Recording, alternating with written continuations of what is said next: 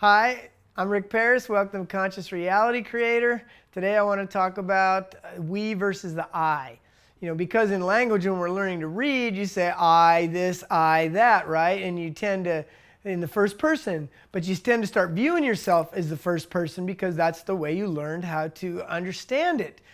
But in conscious reality creation, there's a complexity in you. You're not really one. You're not really an I. One of the healing techniques, and many people might already know this, but it's one of the ones that I use, is going back into the past and rewriting the past. For example, when you are, let's say, as a kid you were overweight, maybe you're still overweight for that matter, but maybe when a kid you were overweight and kids teased you about being overweight, and so when you get older and you hear somebody talking about somebody that's overweight, you start getting triggered inside. You're like, that's not very nice. You guys should not be. That's the little kid in you right then. The little kid is coming forward internally, emotionally, and that's where the motivation to speak up for, right, as the adult. But what's happening is, really, the child in you has not resolved the issue. The child in you has not gotten past the pain of being judged and called names. So you're really a we, right? Because if somebody calls someone a fatso and inside I feel like, oh my God, that's the child in you reacting. The adult would be like, yeah, so what, they called you fatso. You know what I mean? It's like not the end of the world. You can handle that. But the part of you that can't handle that is the child. You have to start seeing yourself as a we. And there's many parts of yourself. But right now, let's just say the most important parts to understand, there's a child in me. There's an adolescent in me. They're very different, these two parts of yourself, because you went through a transformation between childhood and adolescence. So there's a demarcation there when you go through puberty. Two very important parts. Child, adolescent, your higher self, your adult. Most people aren't adults, so what they're really doing is they have a critical parent in their head that's telling them how everything should be, ought to be, and you're not doing it right. That's just your critical parent, which is part of the adolescent, and it's an amalgamation of all the perfect adults in my life, what they would do if they were really good at being an adult. But you have a critical parent, you have your negative ego. For most people it's negative, but it isn't ego that it's negative until it's not negative. So you've got these pieces inside and they're all operating. Now, if you just see yourself as an I, and I'm just weird inside, I'm always confused, I don't know what's going on, it's because you're being influenced by all this different parts of yourself in different space and time.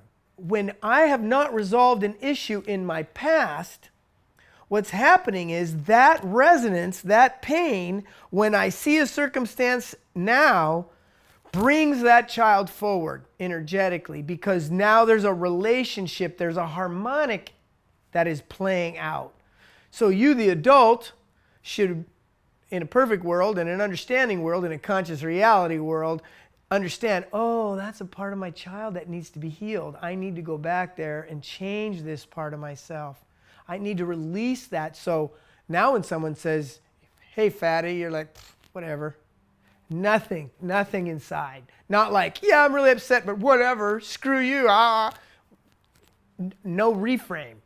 So you get a real feeling, like when you change that, for instance, and all of a sudden you hear that and it doesn't occur to you, you're like, wow, my child is happy. My adolescent is healed. And you know what? I had a child. You could talk to the person from a different place instead of judging them, yelling at them, making them wrong for saying fatso, because that's what everybody's doing now. No impact. We don't want to have impact on anybody whatsoever. Well, you can't be a reality creator if you're not willing to have impact. So what the adolescent does is, let's just take all the impact out. I won't impact you, you won't impact me negatively, and everybody's going to be happy as soon as we stop having impact. Well, if I were going to stop having impact, I'd have to just shut my mouth and you could stare at me right now. It doesn't work. It's not going to work. It's an ideal that the adolescent thinks would work in a perfect world. So this we, you have to start internally understanding, like when the child is upset, it's very different from the adolescent that's upset, because an adolescent, after you've been through puberty, has an immense amount of understanding An adolescent is like smarter than a child was. They've had more experience. Now they're having hormones that are jacking up my emotionality 100 clicks above what it was just the other day before I hit puberty. Like, so you can tell by the person you're being and the problems that you're having has to do with that. So you can define, oh, that's my child. No, that's my adolescent. No, that's my critical parent that my adolescent created. Like, you have to start being able to discern internally, where is this emotion coming from? Because right now, if you say I'm an I and someone says fatty and you're all upset, you're like fired up about it and you think, oh, I have a right, I should say this because it's not right. You get all wrapped up in controlling the outside reality instead of recognizing I'm creating this to let myself know that my child is in pain. And they've been in pain for decades. You know, if you're 40 years old and you're having the 8-year-old and you're still crying about something and you've had all these opportunities, you're just creating the opportunity to heal. So I can't see myself as an I anymore. I have to understand I'm really a we. There's many me's in here. Some of you can even relate to other lifetimes as clearly as this one. That's another part of the we that you are. So by identifying these and understanding how to label them, like I teach people to personify the subconscious. Once you've personified the subconscious, now you have an avenue of access to the subconscious that gets reinforced by ritual. That way, that's part of my we. It's not part of your we until you can discern that it is. Once you can discern that it is, now I have an access point to this part of who I am. And you'll realize when you start healing the child in you and you start releasing the adolescent and you're starting to operate off a set of values by the empowered adult, your entire reality, that right there will change your life completely and you'll be unhappy again. There's no reason to be unhappy. The only reason you're unhappy now is because parts of yourself have never resolved the unhappiness. And so you're having a memory so you can have an access point to resolve that and release yourself from the past. Without making yourself a we and understanding those pieces, and you only need to take a couple pieces at first. You don't have to go, whoa, I'm 300 me's in here, oh my God. You're not Sybil, okay? You're fine. You're just separating yourself internally that I can heal and understand better myself, because what comes with that is a better understanding. You start understanding immediately when you have an emotion. Oh, that's my child. No, that's my adolescent. No, that's my career. No, that's my negative view. No, that's this. And you can start navigating yourself to heal yourself. Without this understanding that you're operating as a we, you won't really understand how to release yourself. And those memories that are so painful right now are only reoccurring that you're giving yourself an opportunity to heal it every time. It's not about controlling the environment and everybody in it and get people to not bully kids anymore and all these control factors that are going on. It's to understand the kid in me who got bullied is what's getting triggered. And I don't want to see somebody else get bullied like I did. When you've healed that, there's no reason to create a bully in the first place, right? The only reason you're creating there's a bully today is because the bully that beat you up, you haven't resolved that yet. So now you're seeing bullying go on and you're trying to say, let's get rid of bullying. No, let's get rid of the reason that bullying's here in the first place. So once you start understanding that and start healing this, you start focusing on another set, because you have a future self that is very real. The future you 6 months from now is better than the you that's listening to me right now. And you have access to that. You can go into a meditation and talk to that and go, how did I solve this? Tell me how to get out of this. And the more you build a rapport with that part of yourself, the more information comes to that part of yourself, the more you can make better decisions in the now. Also, you have a higher self, which most of you, I'm assuming, probably know that. That's another part of the we, that higher self. There's an aspect of you of God, Goddess, that you can identify with and you can relate to. You can't really relate to the real Goddess. She's at such a high energy resonance that if you even saw her, you would just blow up, because you would elevate so fast that in the presence of her, you wouldn't be able. So you have a rendition. Everything is your rendition of what it is to be God, of what it is to be Goddess, of what all that is anyway.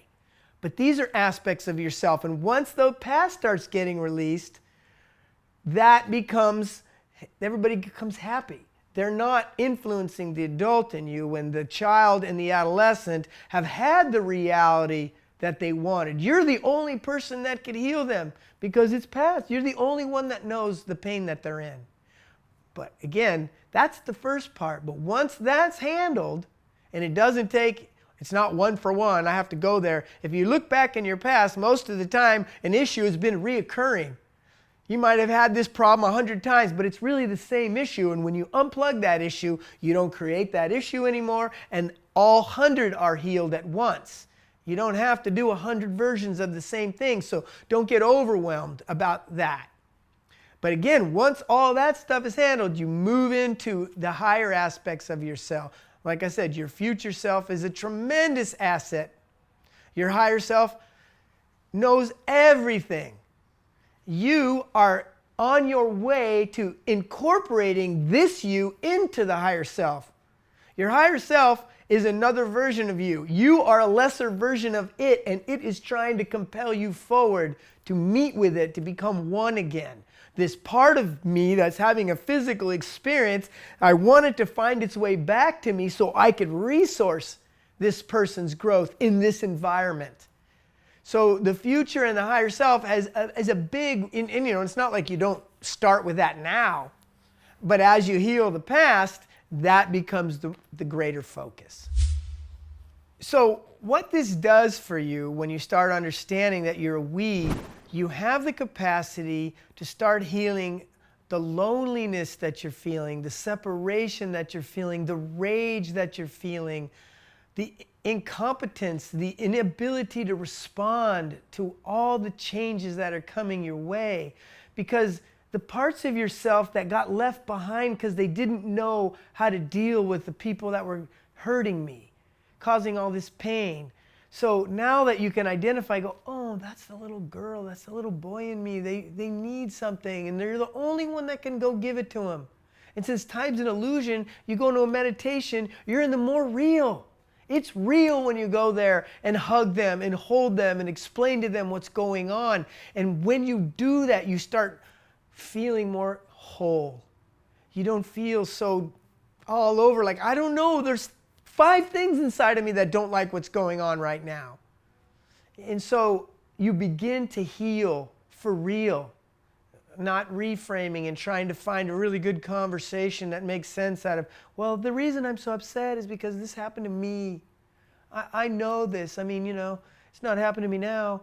It is happening to you now when you see it going on in reality because I'm unconscious of it, so it has to come at me.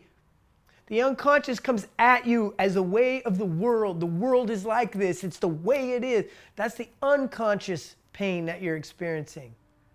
When it's just a pattern, you're like, this always happens to me. Why does this happen to me? That's a subconscious pattern that is your specific. So there's even ways to tell, where's this coming from? My unconscious mind or my subconscious mind? Which are other parts of the we. So you can end the loneliness, the feelings of separateness.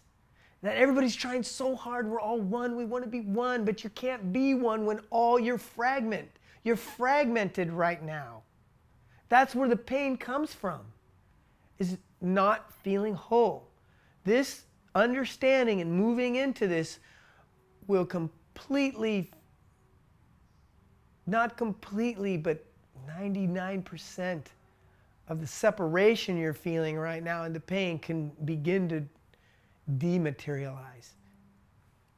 So yeah, you can do this too. It's totally doable. I see people do it every day.